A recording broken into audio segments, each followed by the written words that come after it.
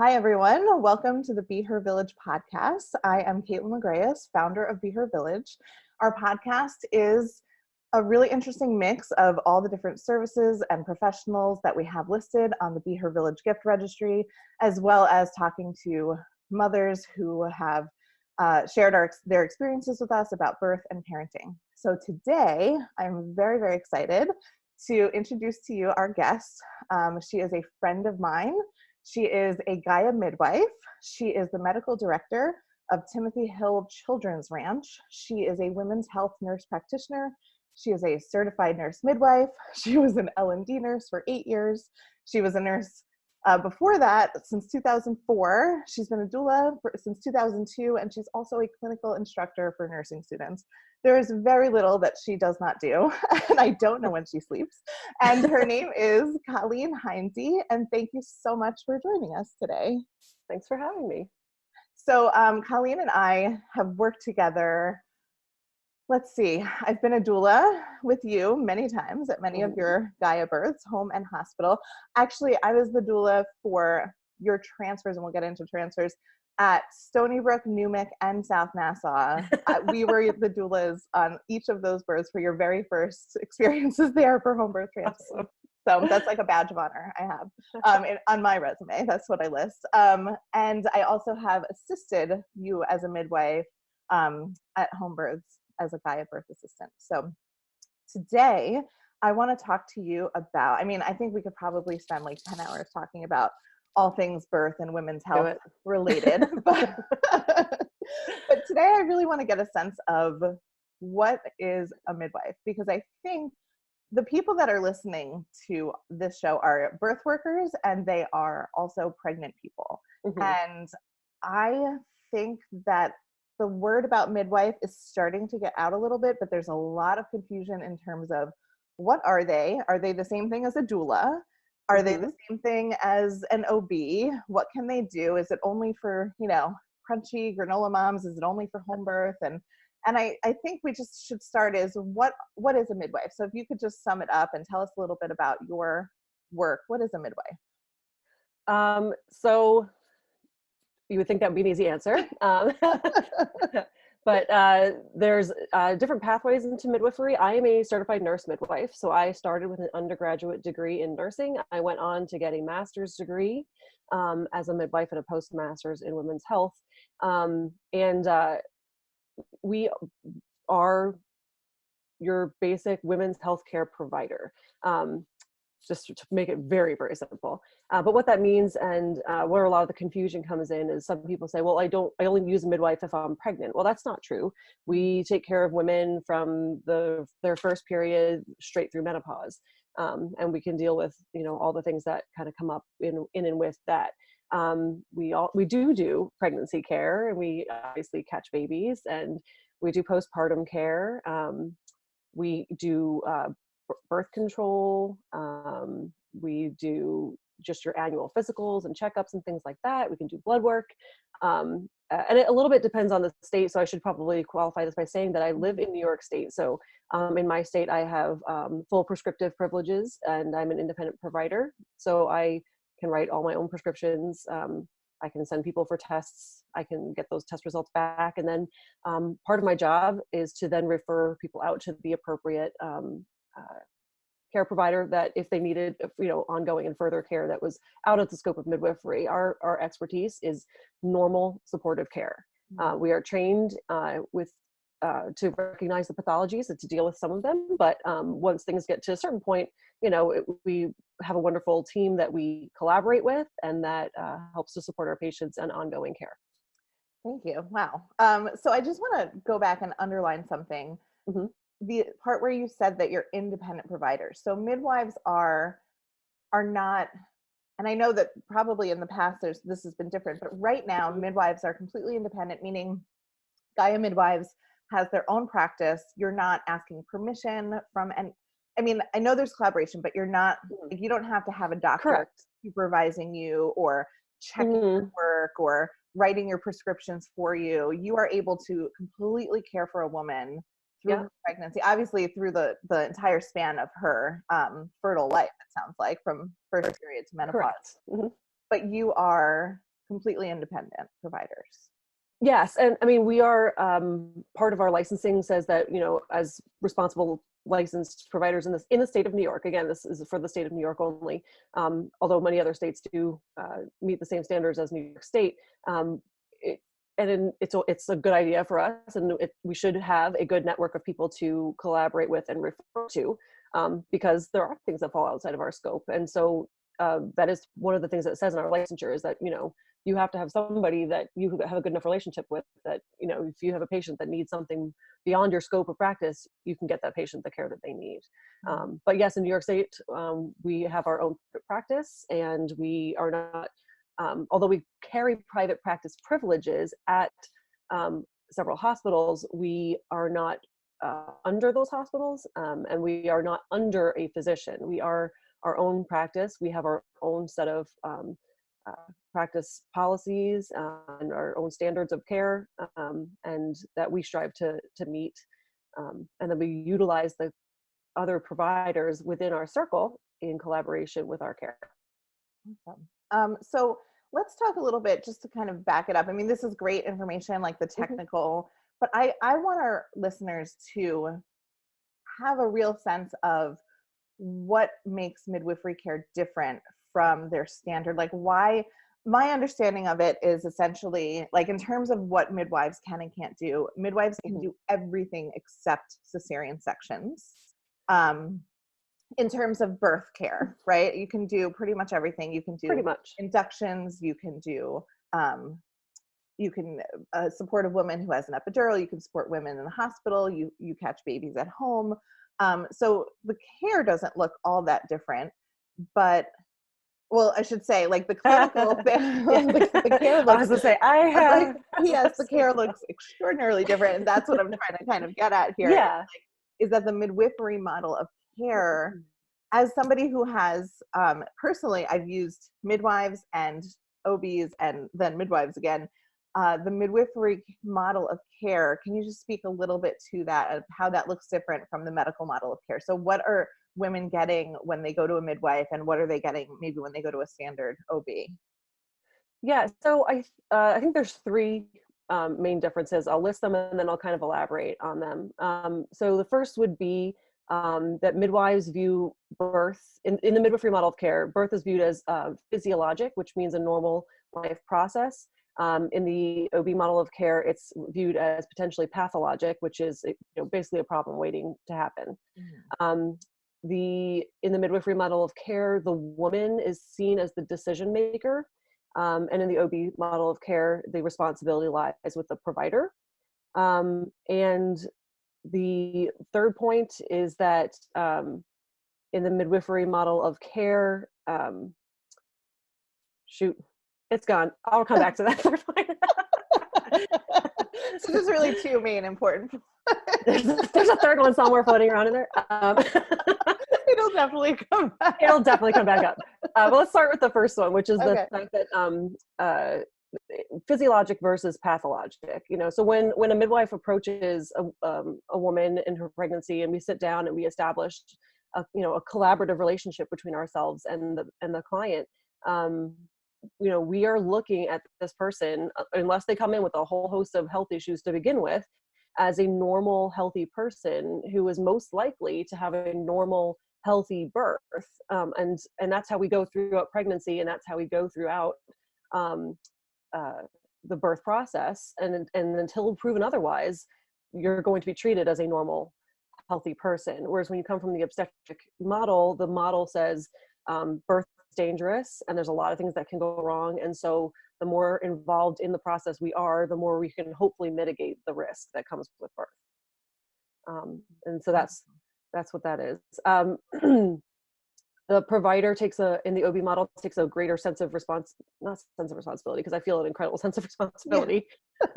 But that, the feeling is that the decision is mine to make. You need to be induced at this point because, I don't like my patients to go past 41 weeks. Whereas I will have a conversation with my clients, because coming from the midwifery model of care, it may not be in my comfort zone for you to go past, 42 weeks, but that is not my decision to make. My decision, my responsibility as a provider is to give you all the actual numbers and the actual data, and to educate you as to the risks and benefits of both sides of it, because there's nothing in this life that is a zero-sum risk. So if there's going to be risk involved, the client should have the right to say which risk they would rather assume.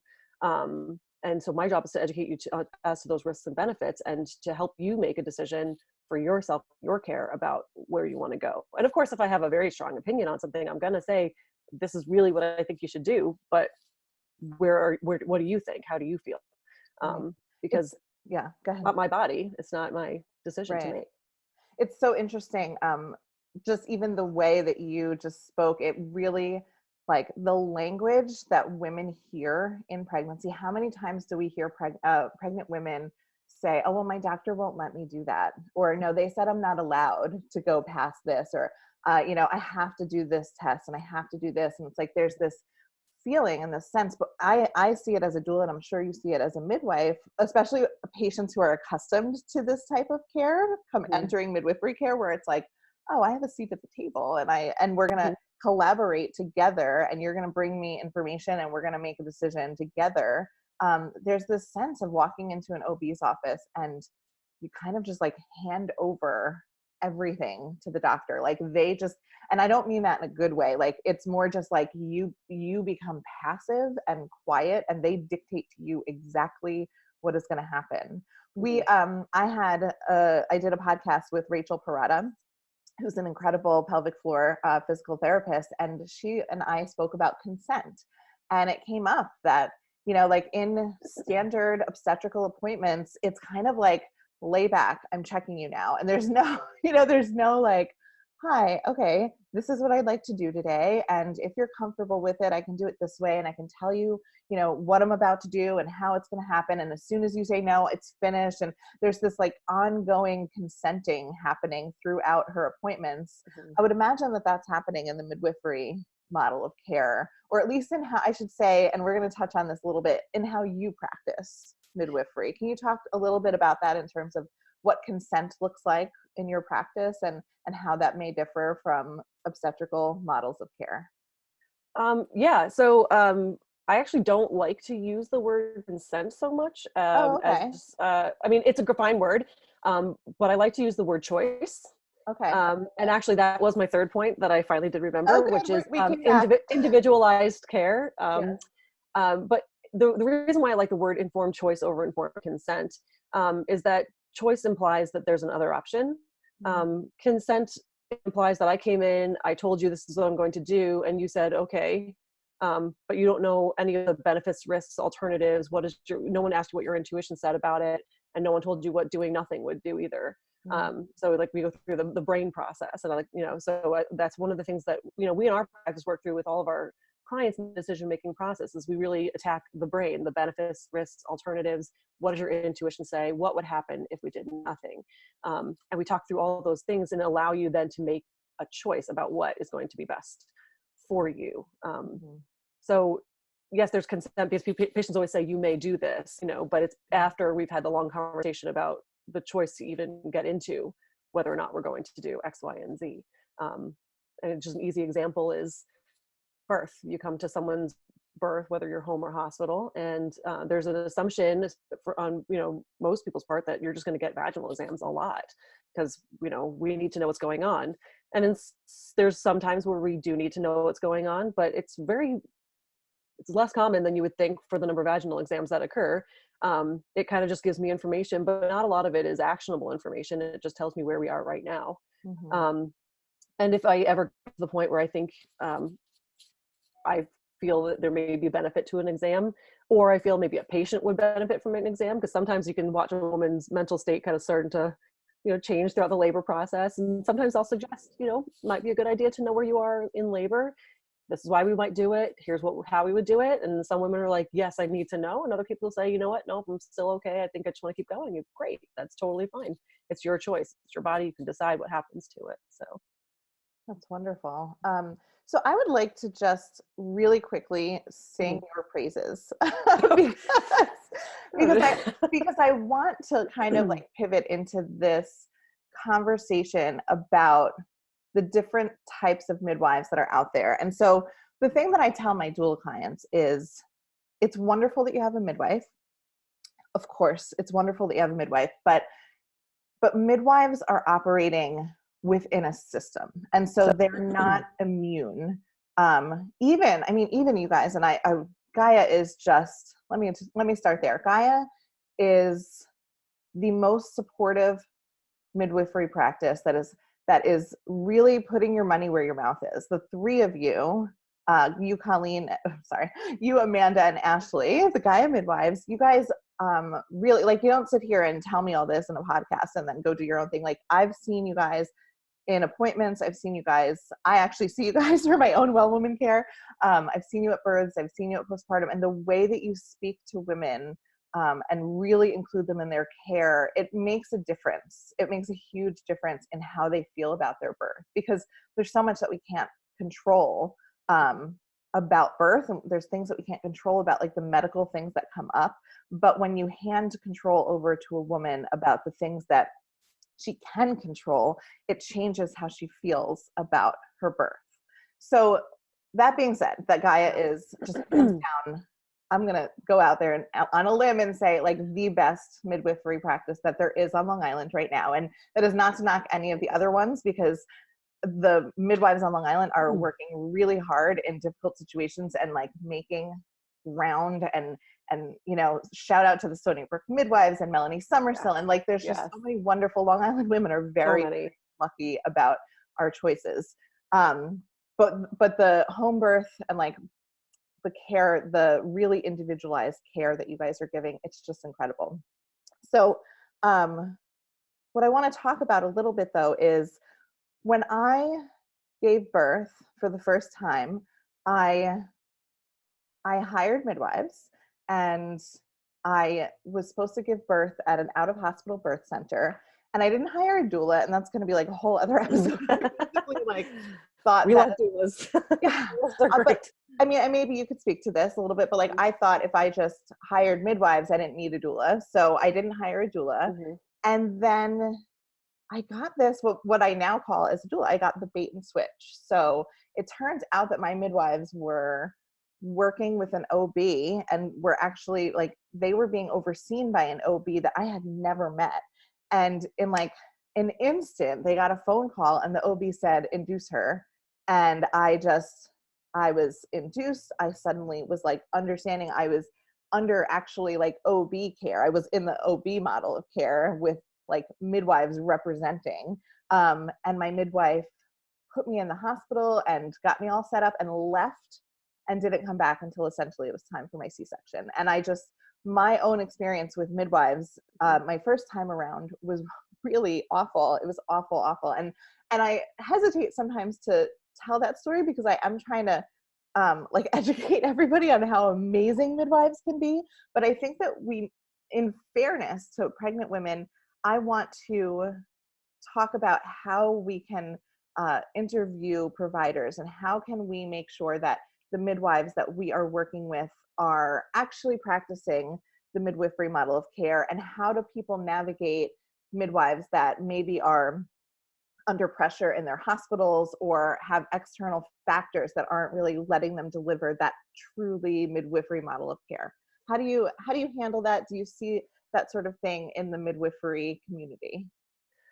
Yeah, I mean, it's hard. I mean, I'm so blessed to be doing what I'm doing, because myself, Ashley, and Amanda, we are the deciders for our practice, like what kind of comes and goes. But when you're working with and under somebody else, you are bound by certain hospital regulations, practice regulations, and other things. And, as a midwife that is working in collaboration or underneath an OB, your livelihood depends on maintaining a collaborative relationship that's, healthy. So it can get kind of sticky. I just want to throw in one thing, because one thing that you said when you had such a rough experience with midwives, when I'm talking to women about midwifery care and care in general, I always tell people some people are like, oh, don't go to that hospital. That hospital has a high C-section rate, or this, whatever. I say it's really down to the provider, and whether it's an OBGYN or a midwife, it is who's going to truly listen. And I think that's part of the interview process. I've seen phenomenal OBs that truly listen, that follow a woman's intuition. I've had OBs get on the floor and catch a baby on all fours on the floor of Stony Brook Hospital, which is just amazing. And I've had midwives yell at women and tell them to stop yelling and shut up and push, and so it kind of runs the gamut. I've seen all kinds of things happen, and it really depends on your provider. So interviewing your provider and getting that sense, because you can ask questions and people can give very good answers, but the question is, was the question taken seriously, and was your concern taken seriously, whether the OB thinks it's important or the midwife thinks it's important or not, or it's even, it might be a completely silly question to them in their mind, but if it's important to you, it doesn't matter. That answer should be given with all due respect and attention and detail, and not just blown off. If you find that your answers are being just dismissed, like, oh, that won't be a problem, don't worry about that, like, that's kind of one of the first signs that maybe it will be a problem, because we're not actually discussing, what this could look like. And of course you can't think of every kind of scenario, but I would say that in general, you can get a sense from somebody when sitting and talking to them, if your questions and your concerns are being given the due respect and attention that they deserve, because any question that you have is a valid one, and it deserves an answer that's thoughtful and speaks to the point of your concern. Absolutely. And I love that you said that, because when interviewing, first of all, let's just talk about, you should be interviewing people, right? Yeah, like, absolutely. I think people, with doulas, they are interviewing so many doulas, and I highly encourage that. I think you should talk to people, because the money is coming out of their pocket for their doula.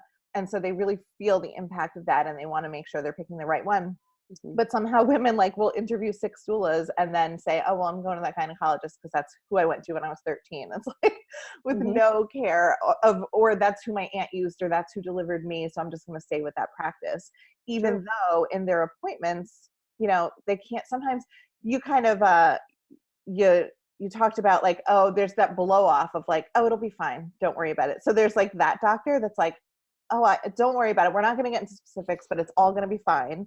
Mm-hmm. Or you have the doctor that is just running the appointment to the point where women don't even feel like they can ask a question. Mm-hmm. Which, what I like to say as a doula is however you're made to feel in your appointment is how you're going to feel in your birth times 1,000, right? So if you feel like you don't have even a minute to ask a question, or you feel nervous asking a question because you think your doctor will take it as a challenge, or there's this, I don't even have the right to ask a question, well, then you're going to feel like that even more when you're in the throes of labor. Mm-hmm. And if your doctor is dismissing your question, even if it doesn't feel dismissive, if it's just well, don't worry about that, we'll deal with that when it comes, it's super dismissive, because many women like to prepare.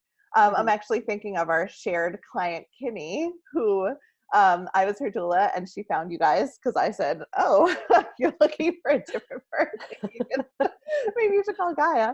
And the thing that she brought up is that she went to her OB in Manhattan, and they told her, she asked a question, and they told her to not read any books about pregnancy and birth because it'll just scare her. And she was a librarian student, she's a librarian now, and reading was her entire life. And so for someone to tell her to not get information, it was a huge red flag went up, and that's how she found you guys. But that dismissiveness, that is just, it's really difficult, and it's a huge red flag. So I love that. It's even if you hear answers that kind of seem okay, pay attention to how you feel when you're in the room with them. There's more than just the verbal answers. It's how do you feel? Do you feel like you have a voice? Do you feel like you're confident in your care provider? So can you highlight a little bit, we touched on it earlier, what is the difference between a midwife and a doula? And do you need a doula if you hire a midwife? Yes. So, when we talk about midwifery care versus doula care, when I went through my doula training, and I'm sure the same thing, hopefully for you in your training, it was made very clear you are not a medical professional, Oh and yeah, you are we not spent like a whole here day on that. to give medical advice, and you are not here to make sure the woman is healthy and safe. Like, your job is emotional, physical, psychological partner support. And is that something that I as a midwife often do? Yes, of course. But at some point, my primary job is to make sure that you are safe and that your baby is safe, and to maintain that level of safety. So my mind is split. Like, I'm watching all that stuff, and I can't be 100% on your emotional and physical and psychological like well-being, even though that's a big part of what I do. Safety has to, trump kind of everything. So I need to make sure that you have a safe space in which to bring your child into this world. A doula's only job is to be in your face the entire time, or pushing on your back or pushing on your hips. They don't have to stop and go document. They don't have to write anything down. They don't have to listen to a heartbeat. Like, their job is 100% you and your support and your emotional and psychological well-being. And I mean, we love doulas. We work with them all the time. We recommend one to every single one of our clients. It's actually one of our, like, we have a little, I would call it like a cheat sheet at the top of everyone's chart when we start writing notes, where we list a couple different things. And one of our pieces of data on our cheat sheet is, who is your doula? And we basically keep asking that every week until we either get a name or they say, no, we're really not going to hire one. Right. Because we think it's that important. Like, we want to make sure that you found someone to work with, or that if you haven't found one yet, that you're working on it, because doulas book up, especially the really great ones like y'all. So it's, we want to make sure that you guys are, out there and finding your doulas early enough, and interviewing a lot, just, like we talked about, because you need to find someone that's going to vibe with you, in the best way. It's a very intimate, it's a very personal relationship between a doula and a client. And it's a lot about the emotional, and I would say almost like a spiritual connection that you have with that person. And if you're not interviewing and you're not finding someone that, like, has that same vibe as you and your partner, then it'll be a good experience, because the doulas are great. But I mean, you really want to find someone that's going to just kind of fit into your family life and into that, the feel of who you guys are as a couple. So absolutely. And I think similar to midwives, and providers, doctors included, I think that there is a doula and a midwife for every single person, right? And it's not like there's one perfect, like, when Kathy and I are recommending midwives to people, while I sing Gaia's praises left and right, a lot of people want something else or have different priority. And so we kind of like help people. We help get to know what they want. And since we know all these practices so well, we help match them with those practices. One of my favorite examples of this is, in the same week, I had somebody that was with Stony Brook Midwives and somebody that was with Melanie Summersill. And they were both unhappy with their care. And so as their doula, I recommended the other midwife to each person. So in the same week, somebody switched from Stony Brook Midwives to Melanie, and one of Melanie's patients switched to Stony Brook Midwives. And both women were so, so, so happy with their support and with their birth. And they were just absolutely to the moon about everything that happened. And I thought it was such an interesting example of how each practice, OBs, midwives, and each doula, they all have such a different flavor and a different way. And you really have to, like, interview and understand what that way is and if it matches with what you're looking for. So it's not just like there's one perfect provider or one perfect doula. It's like a heart thing. It's a felt thing. You feel good in the room. Do they laugh at your jokes? Is there something they do that's annoying you? Because if they're annoying you right now with your clothes on when you're not in labor, they're really, it's not going to go well. Yeah, absolutely. And like, part of our practice policies actually is that unless you're a GYN patient or a return patient, it's a standard that we don't even take a client on until they've had an official meet and greet. Oh, where they really? come and they get a chance to sit and ask all those questions, because we feel that the interview process is so vital. And we may not be the practice for you, like, we might be the perfect fit, but we want you to come with no obligation and sit down and have a chance to really talk and see who we are, what we're about, ask every question you can possibly think of, Mhm. and then go home and discuss it with, your mom, your partner, whoever's, impactful in your birth process, and decide if this is right for you, and then sign on as a client. That's Because we great. don't ever want anyone to walk through the door and going, oh my gosh, I wish I'd asked these 4 questions first, Right. It's I because would you're changing to ask all imagine those. I would imagine that that is also a two-way street for your practice, and maybe that's something we can kind of go Hmm. into in terms of selecting clients. Is midwifery care right for every single woman? Does Gaia have women that they say, "I'm sorry, I can't work with you," if it's a medical thing or a personality thing? Could you speak a little bit about what that process is for you guys, and who is eligible for midwifery care? Because I think we get this sense that it's like only the lowest risk women. What does that even mean? Could you talk a Hmm. little bit about that? Sure. And I'll speak specifically to my practice, but Okay. if, in general, it's different for every midwifery practice, because every practice is aligned differently with different providers. So different providers, different women feel comfortable, different midwives feel comfortable taking on different clients. And so it's kind of one of those things where you have to shop around a little bit. Um, we as a practice have a set of practice guidelines that we operate off of. Guidelines obviously not being strict, we can kind of like flex here and there depending on where we need to, but we have had a couple of women that we've recommended to other practices, because weren't a good fit for them. I would say that if you came in and you were already an insulin dependent diabetic for our practice, that's probably, you're going to need a hospital delivery anyway, at that point. And, you run into some other issues, health wise. So being in a practice where maybe the Stony Brook midwives that could have a very good collaborative relationship with the OBs already there, so you can have that direct, really seamless transfer back and forth of care, would be more appropriate than coming with us. We've had someone call up after 4 cesareans wanting to see if we would do a VBAC, and that's just not something that, it's a little outside of our scope. We firmly believe that women should have the option to choose what they're going to do with their bodies, and we've recommended other providers that are hopefully willing to support them in that pursuit. But that's for us, kind of some of the things that might risk you out of people that are already on blood pressure medication prior to birth.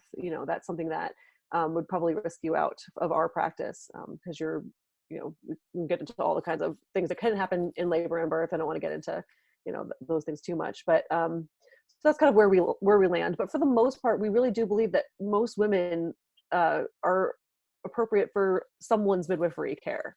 And that's why it's great that there are midwives that are practicing in so many different arenas. And we have midwives practicing hand in hand with maternal fetal medicine specialists, which are like the highest of high risk doctors, and they can still have access to midwifery care, even if they need and they require that level of oversight, in their pregnancy. And then there's, people like us that, who take on, a mix. We have, women that aren't, on various medications, that have had C-sections in the past. We have, they're all part of our clientele, but they don't fall into that, probably every other visit should be with an OB category. Right. And we deliver at home in, the lowest of lower settings. And we also do birth in the hospital, but about 85% of our clients are primary, initially home birth clients. So, Wow. mhm. So let's talk about home birth, if you don't mind. Yes, please. Okay. Love it. So I have to admit something, and it feels a little absurd to admit it. But when I became a doula, I was 5 months after my VBAC, and my VBAC was a transformative moment that I will talk about in another episode. But I became a doula, and I literally said the words out loud, I don't believe in home birth. So Mhm. I was fully supportive of women and fully supportive of birth of all kinds. But I didn't believe that home birth was safe. I didn't think it was smart. I was kind of like, I had this attitude, and I had lots of personal growth in the 5 years since I've become a doula, which is why it feels funny to have these words come out of my mouth, especially in an interview with an awesome home birth midwife. But I think probably some of the people listening have Mhm. the same feeling. And that's why Yeah. I'm admitting this is where I was. I thought our medical technology has advanced so much that how can you say, I'm not I'm not going to take advantage of that? How can you birth at home where it's dangerous? So Yeah. I obviously had quite a transformation because I then was a doula and then ended up having my third baby at home. So I have made a transformation. I'm happy to share that, but I want to hear from you. What do you say to people that say that home birth is not safe and that it doesn't make sense and it's not something that should be done, which I'm sure you're Mhm. hearing that because that seems to be the Yeah. mainstream medical community's view on home birth. So can you speak to the safety of home birth and what that looks like? Yeah, absolutely. So, home birth is safe when it is appropriate for the person choosing. So I will never, we, if you're ever coming for a meet and greet, you sit with me especially, you're going to hear this like phrase that we are not a home birth or bust practice. And we are also not a vaginal birth or bust practice. Our goal for our women coming in is that, because we also have to have personal goals for our clients, you know, so our personal goal for our clients is that they feel safe and that they feel informed, and that regardless of location or mode of delivery, they feel like they had a say, they had a choice, and that whatever happened was what needed to happen, and that they feel comfortable with the process. They can still grieve, you know, over the loss of their ideal, because that's just normal. But we would never want a woman to say, I felt bullied, I felt pushed, I felt like I didn't have a choice, or I felt like it probably didn't need to happen, you know, that I got forced into something that wasn't necessary. So that's our goal for our clients, is that they have that understanding. So when we talk about home birth and the safety and efficacy of it, then yeah, there is a little bit of a client, you know, selection process in some ways. But looking at the majority of women that walk through our doors, I mean, the majority of women meet criteria for having a home delivery. And so once that has happened on our end and we feel comfortable with that, I would say that, you know, if you just look into the statistics, I mean, I'm a numbers person. I find statistics comforting. The numbers really support home birth for the appropriate woman. You have to, of course, you know, remove the ones that shouldn't probably have been at home in the first place, you know. But once you look at women who are appropriate for home birth care, those numbers really come up even with women at the hospital, at least, if not slightly better, as far as like, you know, fetal outcomes and things like that. The babies do just as well. Women tend to do better at home than they do in the hospital. And I think part of that is because of technology, I think, is a two-edged sword. It's both a blessing and a curse. It's amazing the things that we can do with technology now. We're saving lives. We are preventing, you know, we're saving infants, you know, we're preventing a lot of negative outcomes in some ways. But I also think that in the same, you know, turn of phrase, that technology has done a lot of negative things for us. We have, you know, over medicalized the birth process, and we have actually introduced risk to women in some ways. And so if you start looking into things like the statistics on maternal mortality in our country, and even going beyond that, and the statistics on women that feel emotionally damaged after their births, which is a really important thing that is not really addressed, because the general consensus is, well, as long as everyone's alive at the end and mostly okay, like physically, then we did a fine job. But it's more than that. You know, these women, you know, go on, and I'm sure you can talk about, like, after your birth, you said your VBAC was so transformative for you. But there's scars that you carry from birth to birth, and throughout the rest of your life, you know, that kind of hang on to you. So as me as a provider, you know, we might be done, I mean, hopefully you come back to us for GYN, but, you know, at 6 to 8 weeks postpartum, and, you know, that's it. You know, we did our job for you, and hopefully we did it well. But if we didn't, like, you continue on for the rest of your life carrying the burden. So when we start talking about, you know, home birth, it becomes more about, are you appropriate for home birth, and um, are you comfortable in that setting? Because if you are, statistics would say that it's a safe place to be. The other thing I'd like to point out is that all the studies that have been done on home birth and out of hospital birth, let's just call it community birth, because we got birth centers as well, is that it's safest when it's in cooperation with a medical system, which is why we feel so strongly about carrying hospital privileges, because it allows us to offer women the chance to, you know, transfer into a hospital setting if they need to or want to. The main reason for transfers out of our practice is, or not out of our practice, but out of the home setting and into a hospital setting, is for pain relief. Women that's, been doing it for, you hit a line, and for sometimes 47 hours is just long enough. And you're just, I'm done. I want an epidural. I need like 5 hours of sleep before I have this baby. Great. Not a problem. Even I, as the doula, I want an epidural after 48 hours of sleep. and that gives us the chance to like afford women that opportunity and that service. Yes. And if medically you need to, then you also get the chance to transfer in and receive appropriate care while not losing connection with your provider, which is, really valuable. So I have to say, I just want to like kind of come full circle to how my perspective changed. And you really just hit it right there. When I was selecting a home birth midwife, I was only selecting one, and there was only one on the island. It happened to be who I wanted to work with. But at the time, there was the only one in the area that had hospital privileges as well as did home deliveries. And that was so, so important to me. And part of it is because, like I said earlier, I have this view of like home birth, you're giving up all of this access to medical care. How could you give up everything we've worked towards? All of the advancements, all of the money, all of the expertise. How are you giving that up? And what I realized, and what really shifted me, well, I realized two things. One is that many of the emergencies that happen in birth happen because of the interventions that it's the cascade of interventions. You do one thing, then a complication happens. You do the next thing, a complication happens, and suddenly your baby's in distress. You need a C-section. So number one, it was realizing that most of the things that happen rapidly and suddenly are due to actually medical procedures that are happening. But number two, I realized that in choosing to deliver at home, I was adding an option for myself. So I kind of thought, well, if I plan a hospital birth, I'm definitely giving birth in the hospital. It might be a C-section, it might be a vaginal birth, and I'm okay with either of those. And if I plan a home birth, I will have the possibility of delivering in my living room or my bedroom or the shower, or wherever women deliver their own. Lots of stories. Backyard.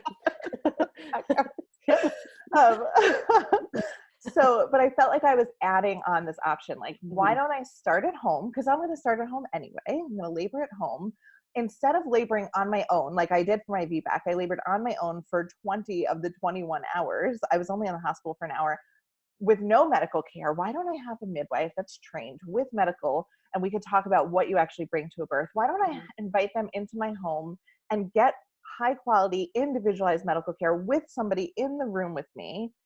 And if we have to transfer, then we transfer. But in my head, there's no such thing. Well, there is such thing as a failed home birth, but a failed home birth to me is when somebody gets hurt, a baby or a mother. A failed home birth to me is not starting at home and transferring to the hospital. That is exactly how home birth is supposed to work. It's adding an option on and making a decision in the moment based on safety, based on preferences.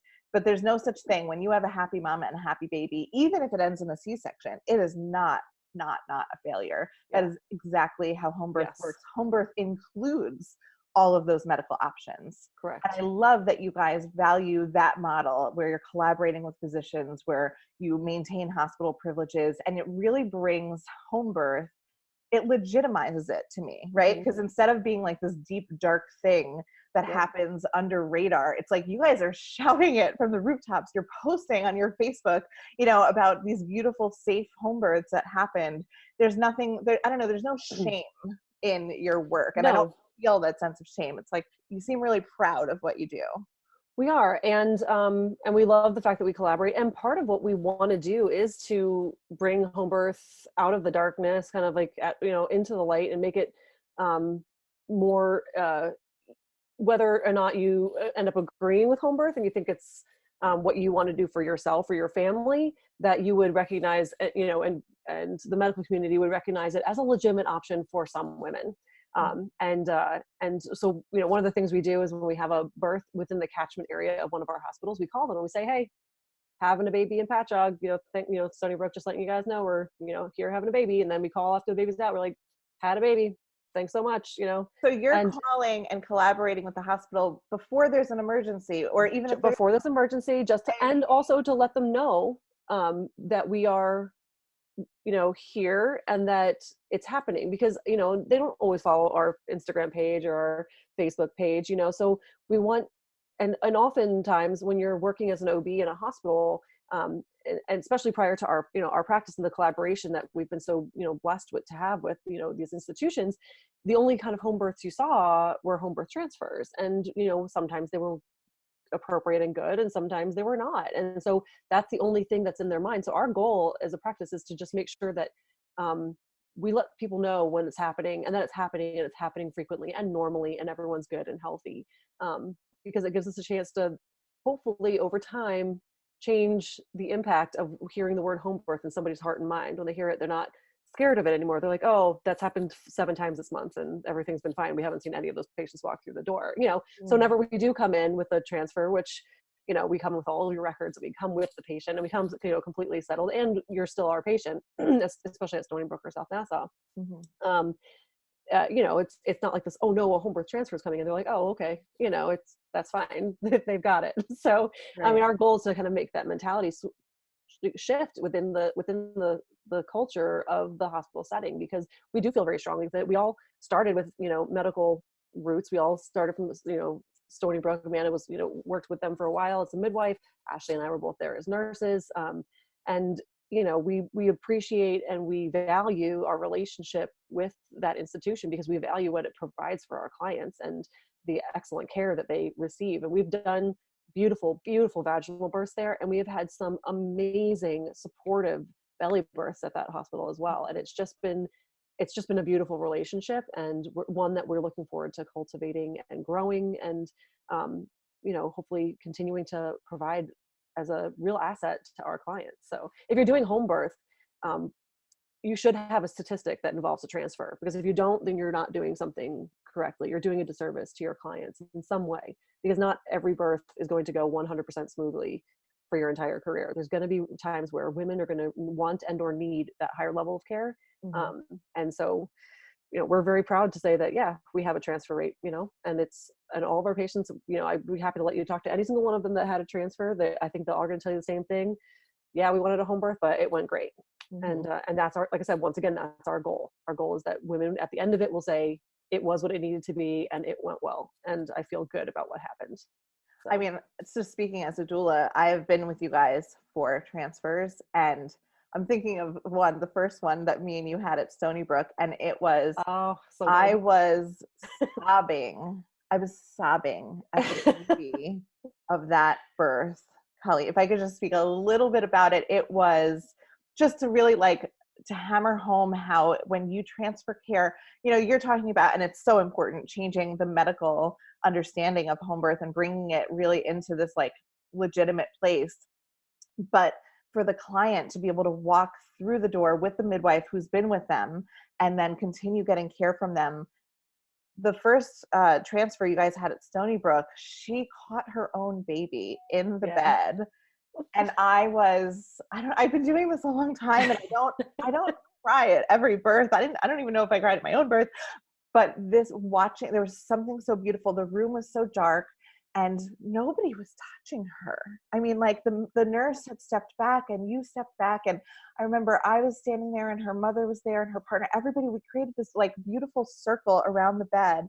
And she just was there on her own in her power. And she was easing the baby's head out. I'm going to get all talking about it. And she reached, the baby's head was out, but we were waiting for another contraction. And so she just started stroking her head and talking to her baby. Oh my God, it was the most beautiful thing. And that is what Gaia is doing in hospitals, at home. It's this care where women are just at the center of it, and they're so supported, and they are in their power. They're catching their own babies in hospitals, or their partners are catching. And it's so beautiful. The other home birth transfer, sorry, I'm just gonna all these amazing births I had with you. The other one, I think Ashley was there, and it was before you guys had privileges at Stony Brook. And so Ashley technically couldn't catch the baby. So we had a Stony Brook midwife who was so lovely, and they had such a great rapport. But I remember she was in her pushing phase, and in between. So, our our culture's version of pushing is like agony. Like, this is the most awful thing that could ever happen to you, and it's agony, and it's a bowling ball through an orange hole, and it's like, Yeah. it's like literally it's torture. That's what we tell, or women are told. And this woman had her partner next to her. Her partner was so sweet because he hugged me. He had one arm on her and he hugged me in while the baby was being born. And Ashley was on the bed sitting with her at the perineum, and the other midwife was catching, and she was just so surrounded by like her initial circle of love that had been in the home. And I remember her laying back in between pushes and saying, "This is so wonderful. I feel so good." And I remember That's how meeting it should eyes. be. Yeah, I remember meeting eyes with Ashley and just being like, "This is perfect." It's like, so we transferred to the hospital. So what? Like, it didn't matter because her Mhm. team was with her. She still had the same feeling that she had at Mhm. home of being fully supported. It was such a beautiful, beautiful thing. Yeah. And we're definitely not ashamed of like what we do. Like, we walk into any institution with our head held high. I will shake any OB's hand saying, thank you so much for your assistance, because this is what it's meant for. The hospital Absolutely. is meant for women that need and or want that additional care, whether it's just an epidural, whether it's, a belly birth, everything in between. Right. It's a beautiful thing to be able to walk in and know that, what we're doing is a service to women, and that we're appropriately utilizing the resources around us when necessary. Definitely. I just want to add like one little tidbit about home birth, because Yeah. I think home birth is like viewed as this new trendy dangerous thing, which obviously we're talking about how safe it really is and how wonderful it can be. Mhm. When I chose my home birth, I'm very protective of my birth, and I'm very protective of when I'm pregnant afterwards. I was like, I Yeah. show everybody that would look at it my birth video. Here's my vagina. But beforehand, I'm very protective because I'm so vulnerable and because I'm so just private about it. And I remember not telling anybody I was planning a home birth. I didn't tell my brother and my sister-in-law. I only told my mother because I wanted her to be there. And then my father moved in with me. So I had to be like, hey, by the way, I'm definitely going to be naked in the living room giving birth. So maybe go out for lunch. And I remember telling my husband's family way after the fact. And I guess I expected some sort of like judgment and eye rolling and like, oh, like, oh, you're like choosing all natural. And it was not the reaction I got at all. First of all, I found out my mother-in-law was born in an unassisted birth in the mountains of Honduras. So her mother was home alone and went into labor, and there wasn't time. So she caught her own baby. And Awesome. then, which I found like very beautiful, in that my daughter had that connection with my husband's family, like that he was the only one that skipped that like home birth Uh-huh. tradition. And then I announced to a room, all of his aunts and uncles, there's like 7 of them. They were all in my living room. And I don't know, maybe I had a glass of wine and I started talking about my birth story. And I told all of them I had her right in the room we were in. And all of them just said, well, yeah, we were all born at home. And I was like, Yeah. oh, it just kind of hit me like, oh, home birth is the original. This is what all of our ancestors did. There Mhm. was no hospital birth. Hospital birth is actually the new thing. Hospital birth is the experimental thing. It's only been around for like 100, 150 years. And for eons, we've been birthing at home and birthing with skilled providers and Mhm. women supporting us. So it really feels, for me now, having birth at home, it feels like I'm really connected to our families in a completely different way than before. That's So awesome. thank you for doing all of that Yeah. wonderful home birth.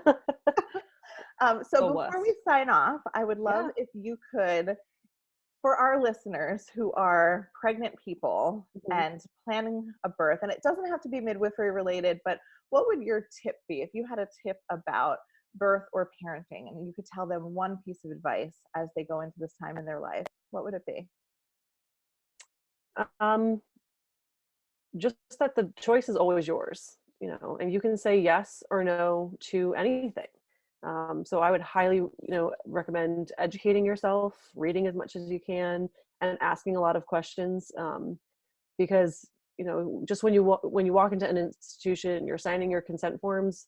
All you're doing is saying that I agree to these things if someone eventually talks to me about them, and I don't have to sign a separate form for everything. But you don't sign your rights away, and everything still comes down to you and your partner and what you guys are comfortable with. So ask questions, and the word no can be very powerful in a birth setting. So utilize it, and ask those questions. And yeah, that's kind of what I've always said about birth. You're I not signing love your rights it. away, and no is a good word to use. So I love it. Be an active participant. That's mhm. beautiful. Yeah. And yeah, so thank you so much for sitting down with me today. This was wonderful. I learned so much, and I would imagine so did our listeners.